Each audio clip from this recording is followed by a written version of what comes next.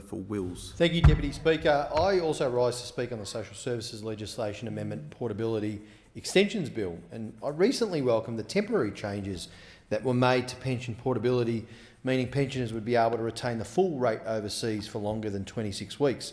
That was a common sense measure, because let's not forget that a year and a half into the pandemic, the government has left 35,000 Australians who want to come home stranded overseas. We've heard it from previous speakers. It's a fact. And there was a promise made to bring them home, and they failed on it. They failed to keep their promise to bring them home by Christmas. Now, not even this government, surely, would be cruel enough to cut the retirement income of Aussies they have left stranded overseas. Surely not. While this bill makes sensible administrative changes to the pension portability, which we support, there are significant and wider problems with the pension that need to be addressed. That includes making a more concerted effort to increase the number of countries we enter into bilateral agreements with. That would allow Australians to more freely travel when we can and live in other parts of the world during their retirement or part of their retirement. I know that the government in the most recent budget allocated a bit over $18 million earmarked to enter into bilateral agreements like this, social security bilateral agreements, with the Republic of Serbia and Bosnia and Bosnia-Herzegovina. I think Australia should be more ambitious about what we can accomplish with that vast sum of money. But this government leadership and ambition is often lacking. I note that Prime Minister Morrison recently met with President Macron, very important meeting on his trip to Paris. And they talked about many important elements of the bilateral relationship. But why wasn't a bilateral social security agreement on pensions on the agenda?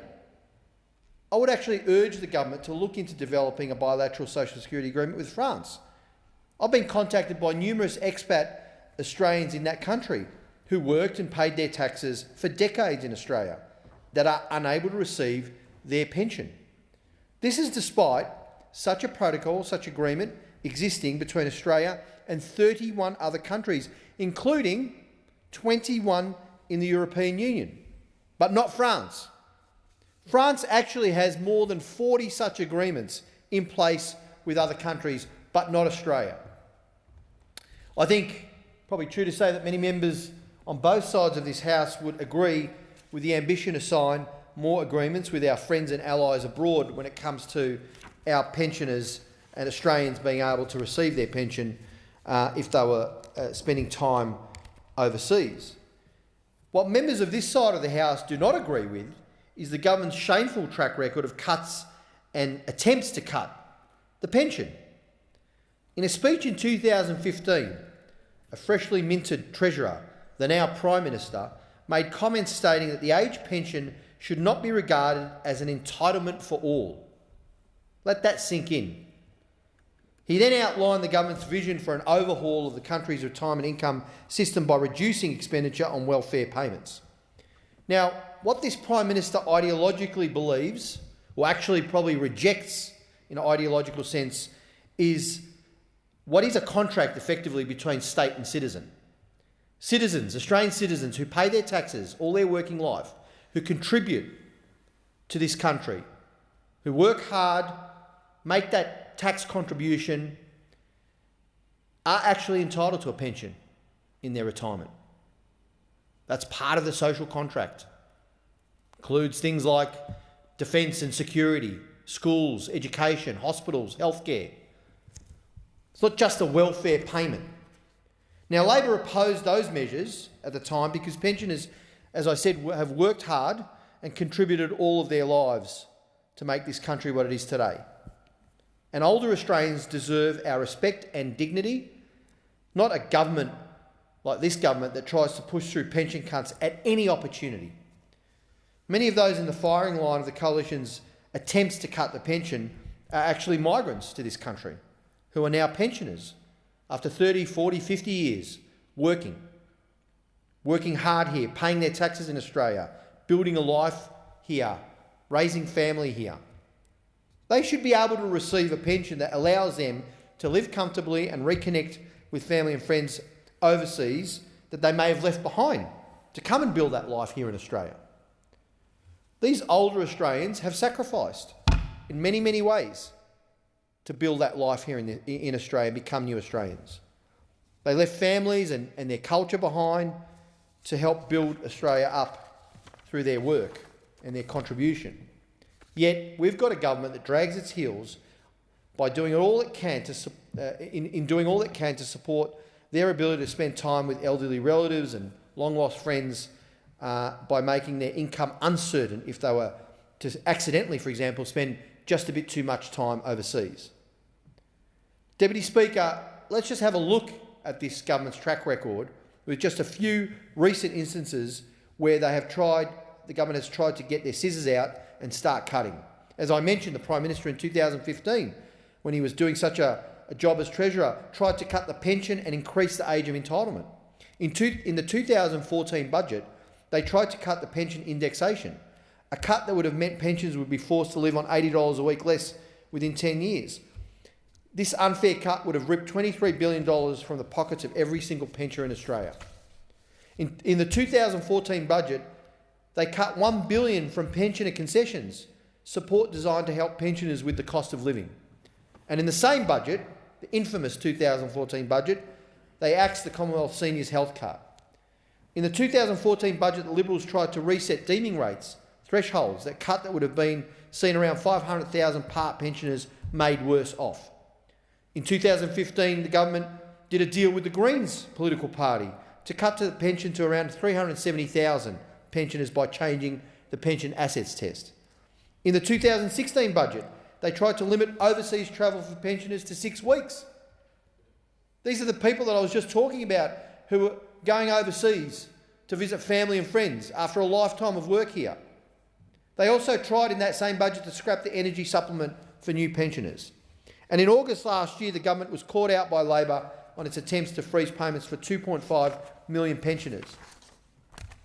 Deputy Speaker, pensioners in this country will not be surprised to hear that the Coalition has tried to cut the pension this many times. They're obsessed with it. They've tried to do it in every single budget over the last 8 years. Cutting the pension, unfortunately, is in the Liberals' DNA. Building and supporting the pension is in Labor's DNA. When we were last in government, we actually increased the pension by $30 per week. I would like to take a moment, Deputy Speaker, to show how this particular bill has an impact on my local electorate of Wills and people that live there.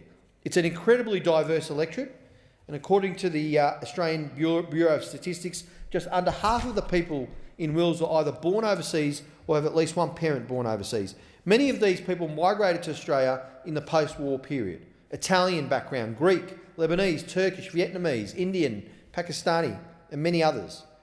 These are some of the people who helped build this country. And many of my constituents go back to their country of origin to visit, to see their family, to see friends they haven't seen in many, many years. By the time they get there and the jet lag ends, because it's a long trip, we're far away in Australia, they may actually have to start thinking about coming home again around that 6-week time frame. This is because the government hasn't done the legwork to build a more comprehensive network of agreements, like I was talking about earlier, social security bilateral agreements, to help them be able to claim their pension overseas if they were to stay a bit longer. And as I said, these are Australians who've worked hard. They deserve that break to visit family and spend some quality time with long-lost friends and family overseas. Just because they're overseas doesn't mean their expenses are decreasing either. Here, pensioners tell me again and again, land tax and council rates are rising. The cost of living for them is constantly rising. Yet despite this, the government's instinct, its go-to, is to cut the pension, to try and rip it away and make life harder for the nation's elderly. Particularly cynical when you consider the Treasurer has attempted to stimulate the economy by shoveling billions of dollars out the door, spending money to resolve their political problems. Wouldn't increasing the pension help with the stimulus?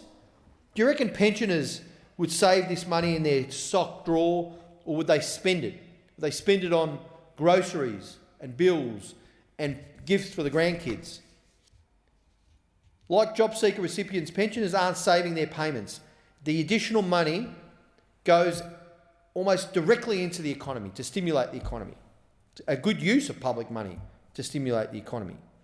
Yet this government won't even consider it because it runs counter their ambitions to dismantle that social safety net that Labor has spent so many years putting in place. They won't consider it because ideologically the Prime Minister publicly doesn't believe in it. Apparently it's an entitlement.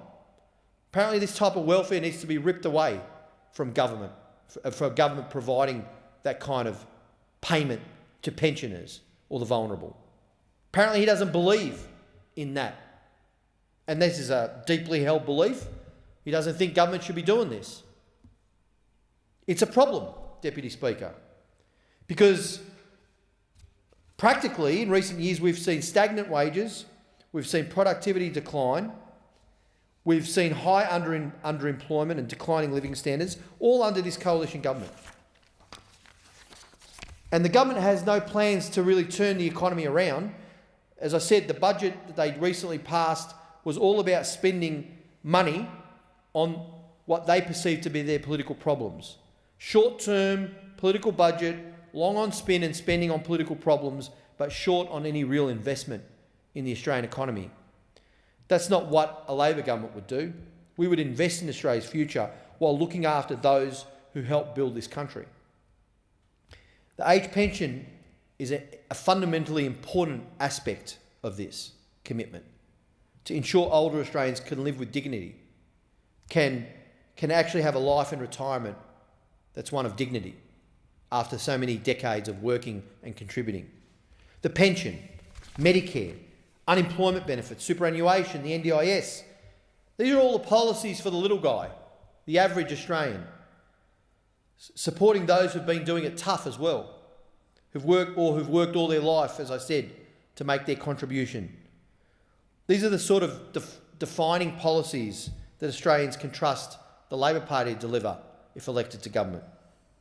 And these are the kind of policies, frankly, that the coalition ideologically are opposed to. They hate. They try and slash and cut them at every opportunity. And we've seen this government do it on so many occasions, as I've outlined. We, here on this side, Deputy Speaker, will not stand silently as this government seeks to cut social services by stealth. We'll continue to put forward the progressive policies that will make Australian lives better and create that fairer society that we should all have.